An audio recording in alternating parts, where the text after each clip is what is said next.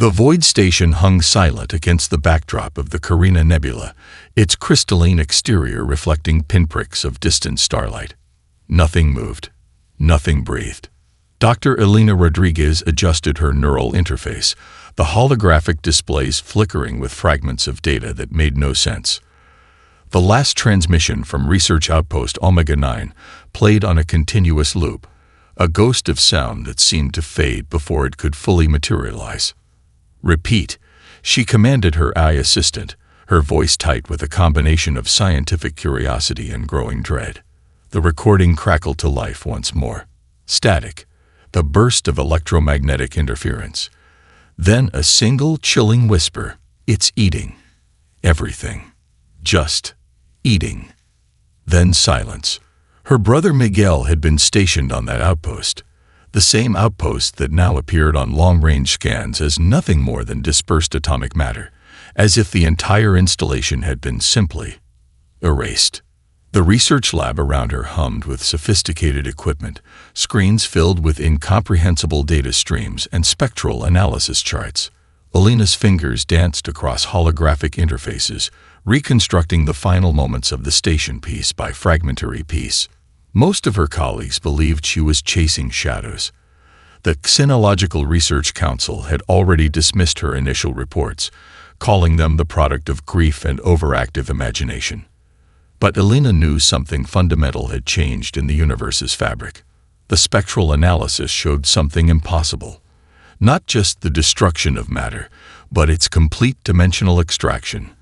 As if something was consuming not just physical space, but the very concept of existence. A notification pinged.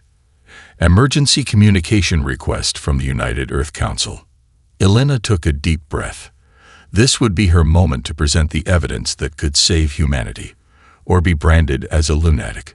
The holographic projection sparked to life, revealing the stern faces of Earth's most influential leaders. Diplomats, military strategists, scientific advisors, all gathered to hear her report. "Distinguished council members," she began, her voice steady despite the weight of her discovery. "What I'm about to show you will challenge everything we understand about cosmic existence."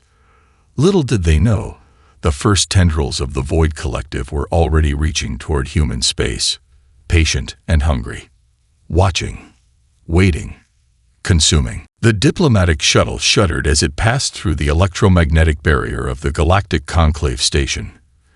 Captain Marcus Chen gripped the armrest, his cybernetic left hand leaving a subtle indentation in the synthetic material.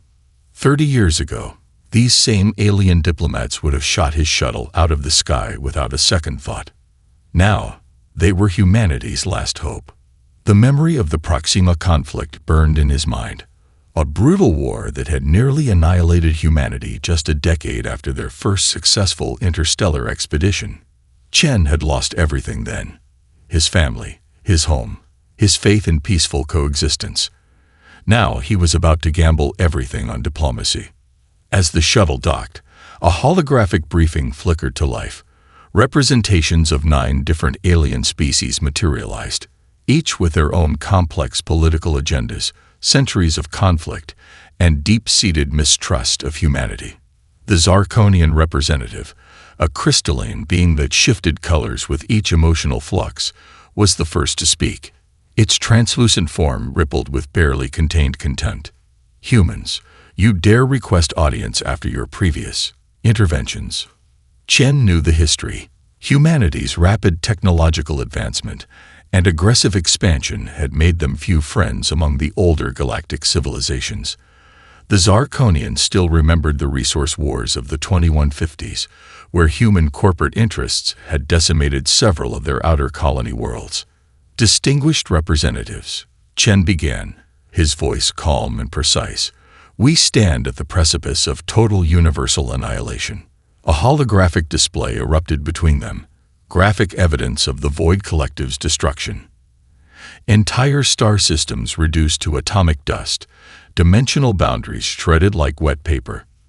The Aurelian delegate, a tentacle being from a methane-based ecosystem, leaned forward. Its language translator hummed with curiosity. "Explain." Marcus nodded to Dr. Rodriguez, who had accompanied him. Her data presentation began, a meticulously crafted demonstration of the threat, complete with predictive models showing how no known civilization could survive the Void Collective's approach. Just as the presentation reached its critical point, chaos erupted. An explosion rocked the diplomatic complex. Alarms blared. Security protocols initiated. In that moment of absolute pandemonium, Captain Chen did something unexpected. Instead of seeking cover, he moved with lightning speed. A group of alien diplomats was trapped near a collapsing section. Without hesitation, he used his cybernetic augmentations to create a living shield, supporting a massive structural beam that would have crushed at least 3 different species representatives. The attack was precise, a terrorist action designed to disrupt the potential alliance, but it became the very thing that would ultimately unite them. As dust settled and emergency systems engaged, the alien representatives looked at Chen with something new in their eyes. Not contempt, not hatred. Respect. Perhaps, the Zarkonian representative said, its crystalline form now a deep, contemplative blue. We should hear more about this threat. The first step towards an impossible alliance had been taken. The research facility hummed with an electric tension that defied its sterile white walls. Dr. Elena Rodriguez stood before a holographic display, surrounded by a team that represented the most diverse scientific collaboration in galactic history. Orcs, a silicon-based researcher from the Andromeda Cooperative, adjusted his molecular resonance sensors. Zhen Lu, a human quantum physicist, muttered calculations under her breath. Tkul, a methane-breathing physicist from the Outer Rim, manipulated complex quantum algorithms with tentacular appendages. 73 failed attempts, Elena whispered, her eyes tracing the intricate data patterns. Each failure was a mathematical symphony of destruction, promising hope and delivering only ash. The quantum resonance weapon was humanity's moonshot, a theoretical construct that could potentially disrupt the Void Collective's interdimensional feeding mechanism. But theory and practice were separated by an ocean of impossible challenges. Kai Nakamura, the youngest member of the team, a 24-year-old prodigy whose previous work had been dismissed as theoretical nonsense, suddenly stood up. His augmented neural interface sparked with an intensity that made the other researchers take notice. "What if," Kai began, his voice cutting through the ambient laboratory noise, "we're approaching this backward?"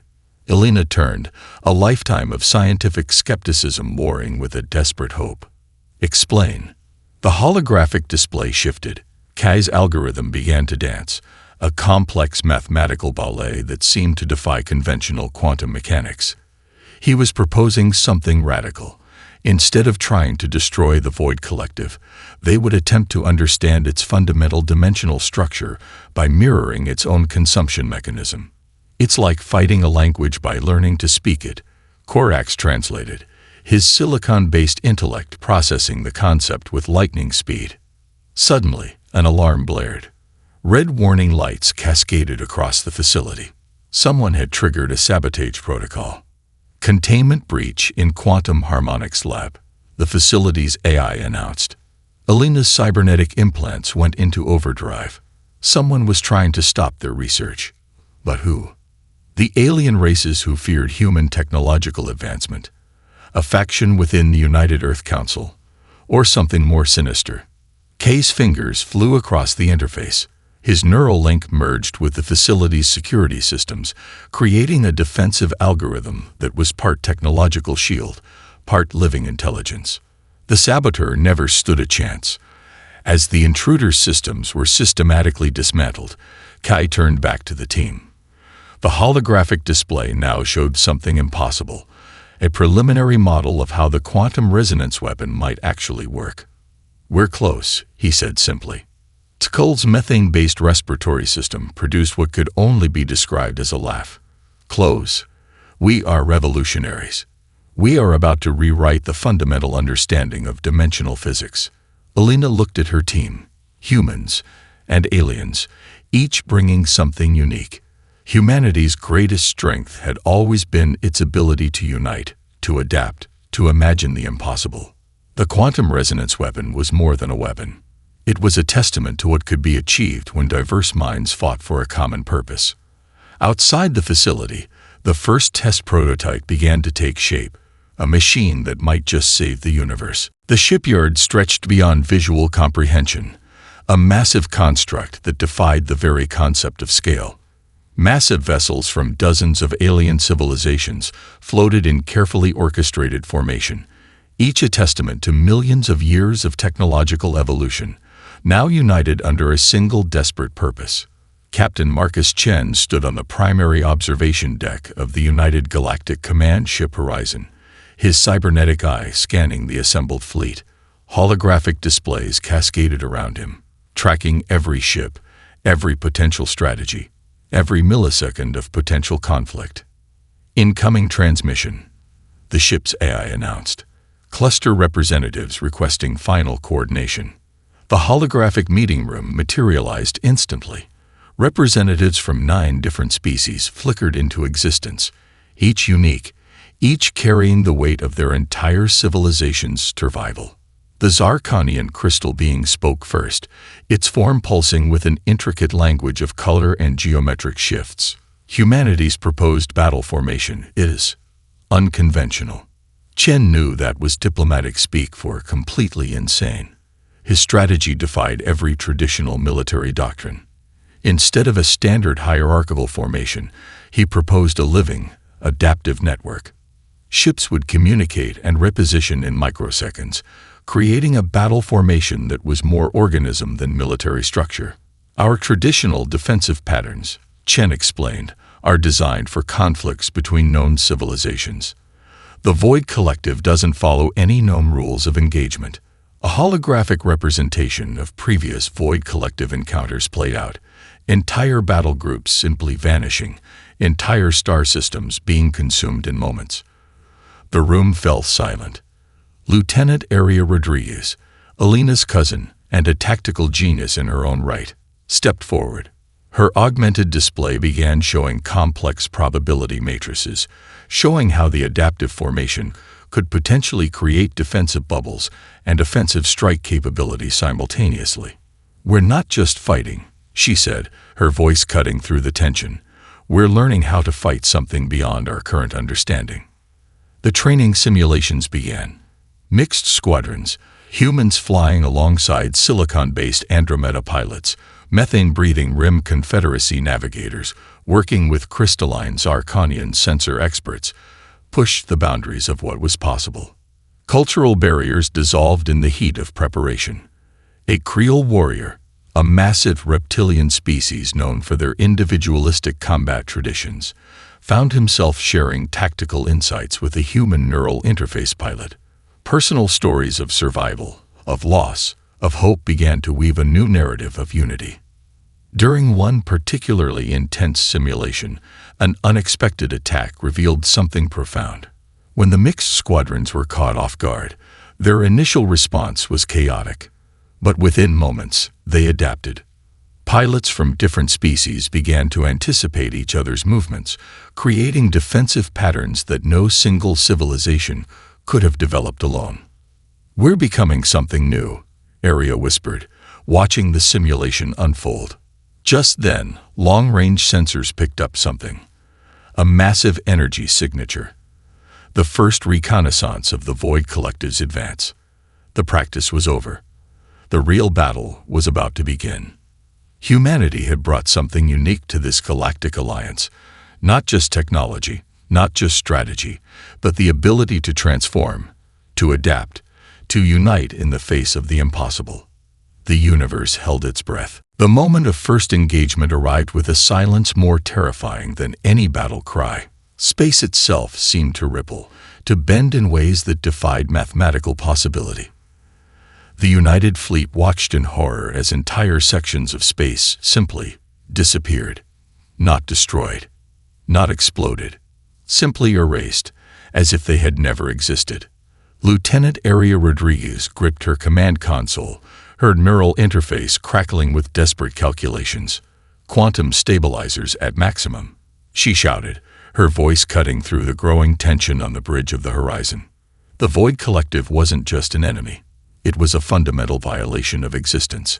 Captain Marcus Chen's cybernetic eye flickered, processing data streams faster than any organic intelligence could comprehend. "Adaptive formation, now," he commanded.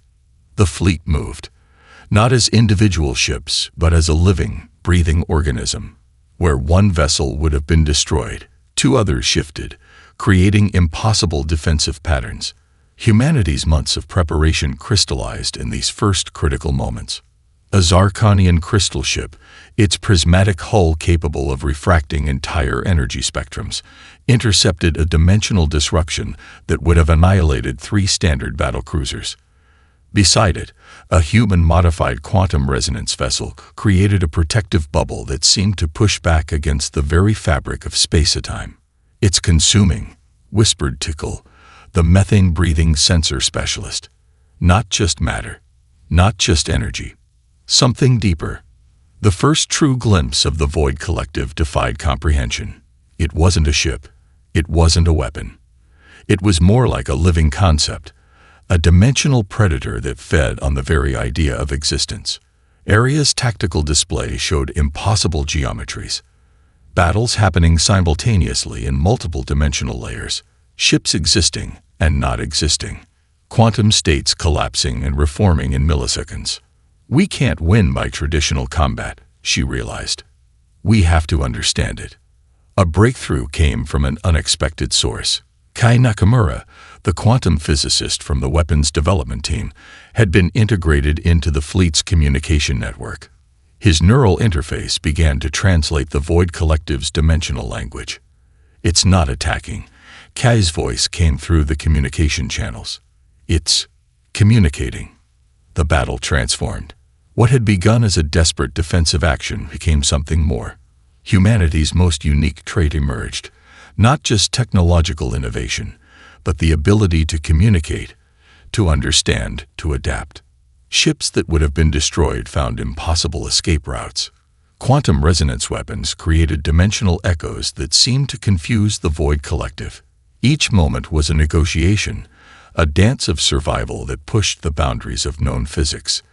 For the first time, the United Fleet saw a glimmer of hope. They weren't just fighting. They were learning the language of a cosmic predator, and humanity was proving to be an exceptional translator. The first contact ended not with total victory, but with something far more important: understanding. The Void Collective had met a species that refused to be simply consumed. The real battle was just beginning. Dr. Elena Rodriguez's research facility pulsed with an energy that defied conventional scientific understanding. Holographic displays cascaded around her, each representing a fragment of the most complex puzzle in universal history. "It's not just a dimensional predator," she muttered, her augmented neural interface parsing terabytes of data per second. "It's a living algorithm of consumption." The suicide mission, led by Captain Marcus Chen, had been more than a military operation. It was a living experiment, a probe into the fundamental nature of the Void Collective. Every piece of data, every millisecond of observation, was a potential key to survival. Chen sat across from her, his body more machine than human after the mission. Cybernetic implants sparked intermittently, a testament to the technological and biological trauma he'd endured. His left eye, now a complex quantum sensor, continuously processed information that would drive a standard human mind to madness. "We found something," he said simply. The holographic display erupted with impossible geometries, dimensional fractals that seemed to breathe, to think, to exist in multiple states simultaneously. At the core was a pattern, a fundamental weakness in the Void Collective's dimensional structure. Kai Nakamura, the quantum physicist, leaned forward. His neural interface connected directly to the research systems, creating a symbiotic relationship between human intelligence and computational power. "It's like a language," he whispered. "A communication protocol that's also a method of consumption." Elena's hands moved across the holographic interface. Each gesture revealed deeper layers of the Void Collective's nature. It wasn't just consuming matter and energy. It was consuming the very concept of existence, rewriting dimensional boundaries with each expansion. We can't destroy it, she realized. We have to redirect it. The political fallout was immediate. The United Galactic Council erupted into chaos. Some species wanted total destruction. Others saw an opportunity for unprecedented scientific discovery. Humanity stood at the center, once again playing the role of both destroyer and diplomat. Captain Chen's mission had revealed something unprecedented. The Void Collective wasn't a single entity, but a distributed consciousness. Each consumed dimension was a new node in its vast, incomprehensible network. "We're looking at it wrong," Kai said, his voice cutting through the tension. "It's not an invasion. It's a form of universal communication we don't yet understand." A tense silence filled the room. Alina's fingers traced a complex dimensional algorithm. "What if," she began, "we could create a communication pathway? Not to destroy, not to fight, but to understand." The implications were staggering. They weren't just preparing for a battle. They were on the verge of the most significant first contact in universal history. Outside the research facility, long-range sensors detected the Void Collective's approach. It wasn't just coming. It was expanding, consuming, learning. And humanity had just found its first real chance to communicate with a cosmic predator that consumed entire dimensions. The turning point had arrived. Earth transformed.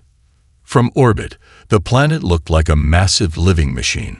Massive quantum resonance arrays rose from every continent, connecting through a web of energy that pulsed with an almost organic rhythm. Every city, every structure had been retrofitted, repurposed into a single, unified weapon. Dr. Elena Rodriguez stood in the central command center beneath what was once Manhattan. Holographic displays showed the planetary conversion in real time, a process that had taken months of unprecedented global cooperation. Total planetary integration at 97.3%, the AI announced. Every human on the planet had volunteered. Not just soldiers or scientists, but artists, teachers, laborers, children, and elders. Billions of minds linked through a quantum neural network, transforming the entire planet into a living, thinking weapon.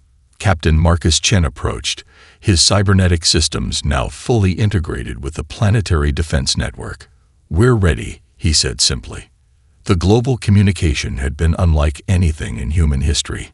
No speeches, no political debates, just a collective understanding that this was humanity's final moment. Every person knew the stakes, not just the survival of their species, but the potential salvation of the universe. Kai Nakamura's quantum algorithms had made the impossible possible. Earth wasn't just a weapon. It was a massive communication device designed to interface with the Void Collective on a dimensional level never before conceived. "It's more than a weapon," Elena whispered, watching the planetary systems synchronize. "It's a message." Massive energy conduits began to form. Tectonic plates shifted. Oceans seemed to vibrate with a frequency that defied natural law.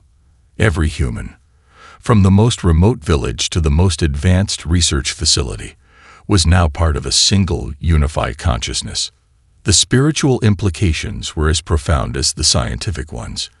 Humanity had always been divided, by culture, by politics, by ideology. Now they became something else entirely, a single organism, a collective intelligence that transcended individual existence. Orbital platforms activated. Quantum resonance generators spun up to maximum capacity. The planet itself seemed to hold its breath. "Final system check," the AI announced. In that moment, every human on the planet experienced a collective moment of absolute clarity. They saw the universe not as separate entities, but as a single, interconnected system. The Void Collective wasn't just an enemy to be destroyed. It was a form of universal communication they were about to understand.